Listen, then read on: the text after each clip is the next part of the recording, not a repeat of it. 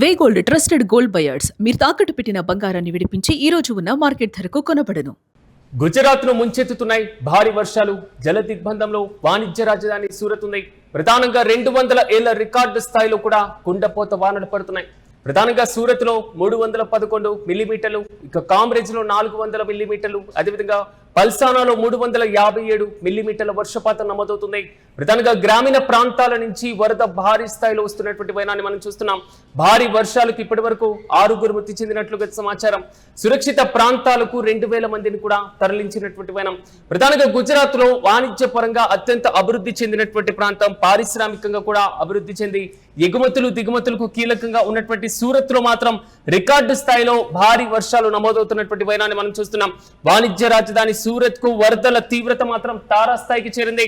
ఒక్కసారిగా 200 ఏళ్ల రికార్డును కూడా తిరగరాస్తూ సూరత్, అదేవిధంగా దాని పరిసర ప్రాంతాల్లో మునుపెన్నడూ లేని విధంగా కుండపోత వానలు కురుస్తున్నటువంటి వైన మనం చూస్తున్నాం. గ్రామీణ ప్రాంతాలలో ఎక్కువగా రూరల్ ఏరియాల నుంచి భారీగా వరద నీరు పోటెత్తడంతో ప్రధాన రహదారులన్నీ కూడా జల దిగ్బంధంలో ఉన్నటువంటి వైనం. నివాస ప్రాంతాలు పూర్తిగా మునిగిపోయాయి. అయితే వర్షాల కారణంగా ఇప్పటి వరకు 6 మరణించినట్లుగా, లోతట్టు ప్రాంతాల నుంచి దాదాపు 2000 మందికి పైగా సురక్షిత ప్రాంతాలు కూడా తరలించినటువంటి వైనాన్ని మనం చూస్తున్నాం. వాగులు వంకలు ప్రమాదకరమైనటువంటి స్థాయిలో ప్రవహిస్తుండటంతో రవాణా వ్యవస్థ ఎక్కడికక్కడ స్తంభించిపోయినటువంటి వైనం.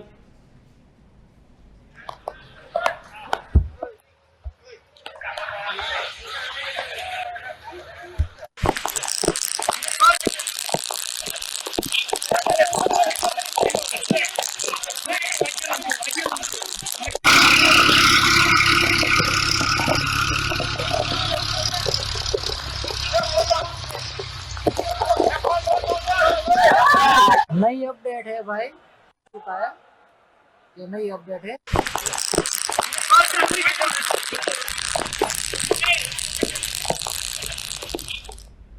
ఇక ఇదే అంశంపై మరింత సమాచారం మా ప్రతినిధి వెంకట్ అందిస్తారు. వెంకట్ చెప్పండి, గుజరాత్ లో భారీగా వర్షాలు నమోదవడంతో పాటుగా వాణిజ్య రాజధాని అయినటువంటి సూరత్ లో ఆల్మోస్ట్ నీట మునుగుతున్నటువంటి వైనాన్ని మనం చూస్తున్నాం. ప్రెసెంట్ అక్కడ సిచ్యువేషన్ ఏ విధంగా ఉంది, పూర్తి అప్డేట్స్ ఏంటి? ఎస్ సిరాజ్, ఇక్కడ మనం చూసుకుంటే అంటే ఎల్నీనో ప్రభావంతో మన తెలుగు రాష్ట్రాల్లో పెద్దగా వర్షాలు కురవకపోయినప్పటికీ కూడా ఇక్కడ కింద అటు కేరళ గానీ, తమిళనాడు గానీ, అలాగే ఎగువన ఉన్నటువంటి మహారాష్ట్ర, అదేవిధంగా గుజరాత్, ఇట్లా కొన్ని ఢిల్లీ గానీ, ఉత్తరప్రదేశ్ గానీ, ఇట్లా కొన్ని కీలక రాష్ట్రాల్లో పెద్ద ఎత్తున అంటే దేశంలో అంటే ఉత్తర భారతంలో ప్రధానంగా భారీ వర్షాలు కురుస్తున్నటువంటి పరిస్థితి మనం చూస్తూనే ఉన్నాం. ఇక ఈ నేపథ్యంలోనే తాజాగా గుజరాత్ లోని వాణిజ్య నగరంగా సూరత్ లో అంటే పారిశ్రామికంగా ఎంతో అభివృద్ధి చెందినటువంటి సూరత్ లో భారీ వర్షాలు అక్కడ తీరని విషాదాన్ని కూడా నింపుతున్నటువంటి పరిస్థితి కనపడుతోంది. మొత్తం అంటే ఇప్పటి వరకు గత 200 ఏళ్లలో ఏనాడు లేనటువంటి విధంగా వర్షాలు కురవడం అనేది అక్కడ ప్రజలు అంటే మొత్తం వ్యవస్థలు కూడా అస్తవ్యస్తం అయిపోతున్నటువంటి పరిస్థితి కనపడుతోంది. సూరత్ లో గత 12 గంటల్లో ఏకంగా 311 మిల్లీమీటర్ల వర్షం కురవగా, కామ్రేజ్ లో 403 మిల్లీమీటర్లు, ఆ తర్వాత పల్సానాలో 357 మిల్లీమీటర్ల వర్షపాతం నమోదైంది.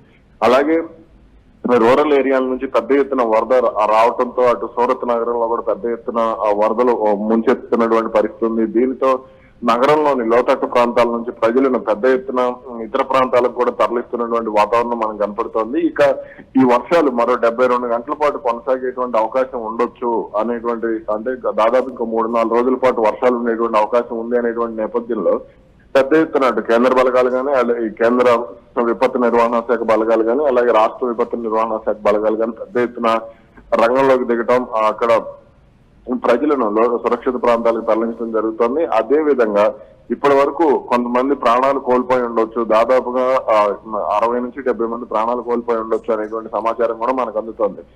దీంతో మొత్తం అంటే ఆ ప్రాంతంలో రెస్క్యూ ఆపరేషన్ కూడా పెద్ద ఎత్తున జరుగుతుంది.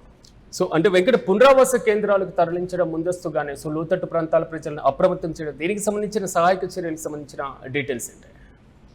ఇక్కడ మొత్తం కూడా కేంద్ర బలగాలు దాదాపుగా మొత్తం 4000 నుంచి 7000 మంది వరకు తరలించేటువంటి అవకాశం ఉంది. ఇప్పటి వరకు 2000 మందిని మాత్రమే తరలించారు. ఇంకా పెద్ద ఎత్తున తరలించాల్సినటువంటి అవసరం ఉంది. మరో 72 గంటల పాటు భారీ వర్షాలు కురిసేటువంటి అవకాశం ఉన్న నేపథ్యంలో ఎక్కడా కూడా అవకాశం ఇవ్వకుండా ఉండేందుకు చాలా జాగ్రత్తగా పటిష్టంగా చర్యలు అయితే చేపడుతున్నారు. అటు కేంద్ర హోంశాఖ కానీ వీళ్ళందరూ కూడా పెద్ద ఎత్తున ఎప్పటికప్పుడు రాష్ట్ర హోంశాఖతో సమన్వయం చేసుకోవడం, ఏకంగా ప్రధానమంత్రి కార్యాలయం, ప్రధానమంత్రి సొంత రాష్ట్రం కాబట్టి ఈ విషయంలో మరింత అప్రమత్తంగా వ్యవహరిస్తున్నాయి అక్కడ బలగాలు కూడా. అందుకనే ఎక్కడా కూడా అంటే అవసరమైతే సూరత్ నగరంలో ఉన్నటువంటి కొన్ని కీలక ప్రాంతాలను పూర్తిగా ఖాళీ చేయించేటువంటి ఆలోచనలో కూడా అక్కడ ప్రభుత్వం అయితే కనపడుతుంది. Yes right Venkat, thank you. తొమ్మిది గుజరాత్ లో భారీ వర్షాలు నమోదవుతున్నాయి. జల దిగ్బంధంలో వాణిజ్య రాజధాని సూరత్ కనబడుతుంది. దాదాపు 200 ఏళ్ల రికార్డులో కుండపోత వానలు కూడా పడుతున్నటువంటి పైన మనం చూస్తున్నాం. సూరత్ లో 311 మిల్లీమీటర్లు, ఇక కామ్రేజ్ లో 403 మిల్లీమీటర్లు, ఇక పల్సానాలో 357 మిల్లీమీటర్ల వర్షపాతం నమోదైంది. ఒకసారి మనం యూటీవీ స్క్రీన్ పైన విజువల్స్ లో చూసుకుంటున్నాం. లోతట్టు ప్రాంతాలతో పాటుగా కీలకమైనటువంటి వాణిజ్య సముదాయాలు, అంటే వాణిజ్య ప్రాంతం అనగానే మనకి గుజరాత్ లో ఉన్నటువంటి సూరత్, అహ్మదాబాద్ ఏరియాలు ఎక్కువగా కనబడుతుంటాయి. ఆ ప్రాంతాలన్నీ ఫ్లైఓవర్ల పైన కూడా భారీ స్థాయిలో వర్షపు నీరు నిలిచిపోయినటువంటి విజువల్స్ ను మనం చూడొచ్చు. ప్రధానంగా నైరుతి ఋతుపవనాల ప్రభావంతో పాటుగా ఎల్నినో ప్రభావం తెలుగు రాష్ట్రాల్లో అరాకొరగా ఉన్నప్పటికీ మరి ముఖ్యంగా ఈ ఒకవైపు వెస్ట్ ఇండియా వైపు అంటే ప్రధానంగా గుజరాత్, మహారాష్ట్ర ప్రాంతాల్లో విపరీతమైనటువంటి వర్షాలు ఉండడం, కేరళ ప్రాంతంలో క్లౌడ్ బరిస్టులు ఎక్కువగా జరగడం కూడా కొంతవరకు మనం చూస్తున్నాం. అరేబియా సముద్రం నుంచి వచ్చినటువంటి తీవ్ర వాయుగుండం, అదేవిధంగా ఋతుపవనాల ద్రోణి ప్రభావంతో ఒకేసారి ఈ రెండు కూడా ఒకే ప్రాంతం పైన కేంద్రీకృతం అవ్వడంతో మేఘాలన్నీ కూడా దట్టంగా అలుముకోవడం, తక్కువ సమయంలోనే అసాధారణమైనటువంటి రీతిలో వర్షపాతం నమోదైనటువంటి విజువల్స్ మనం చూస్తున్నాం. దీంతో పాటుగా క్లౌడ్ బరిస్ట్ తరహాలో కూడా ఒక తీవ్రమైనటువంటి వర్షపాతమే నమోదైందని చెప్పుకోవాలి. ప్రధానంగా 357 మిల్లీమీటర్లు లేదా 311 మిల్లీమీటర్లు, 400 మిల్లీమీటర్లు అంటే 12 గంటల్లో ఇంత భారీ స్థాయిలో వర్షపాతం నమోదవడం మాత్రం దాదాపు కొత్త అంటే హిస్టరీలోనే చాలా వరకు 2 శతాబ్దాల క్రితం జరిగినటువంటి సిచ్యువేషన్ మరోసారి గుర్తు చేస్తున్నటువంటి పరిస్థితి. అయితే వాగులు వంకలు కూడా భారీ స్థాయిలో పొంగి పొర్లుతున్నటువంటి పైన మనం చూస్తున్నాం. ప్రధానంగా సూరత్ నగర పరిసర ప్రాంతాల్లో కీలకమైనటువంటి వాగులు కూడా ఉన్నాయి. భేద్వాడ్, సీమాడ, అదేవిధంగా ఖాడీలు అనేటువంటి ప్రమాదకరమైనటువంటి వాగులన్నీ కూడా తారాస్థాయికి చేరి రహదారులన్నీ కూడా నీట మునిగినటువంటి పైన మనం చూస్తున్నాం. నగరంలోని నీరంతా ఈ వాగుల్లోకి చేరాల్సి ఉంటుంది. కానీ ఇప్పుడు వాగుల్లో ఉన్నటువంటి నీరు మొత్తం నగరం వైపుగా పయనిస్తున్నటువంటి పైన గ్రామీణ ప్రాంతాల్లో భారీ స్థాయిలో వరద కూడా పోటెత్తడంతో ఎక్కడికక్కడ జనజీవనం స్తంభించిపోయినటువంటి పరిస్థితి.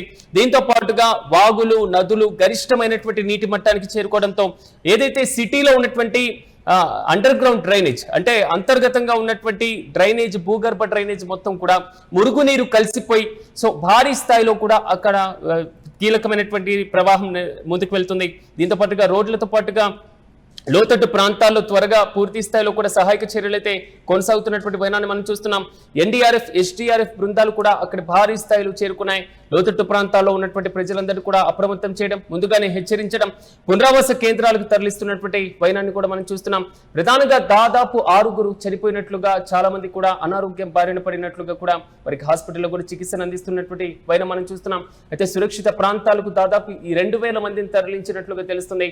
నదీ పరివాహక ప్రాంతాలతో పాటుగా వాగులు వంకల ప్రభావం ఎక్కువగా ఉన్నటువంటి ప్రాంతాల ప్రజలను కూడా అక్కడికి తరలించారు.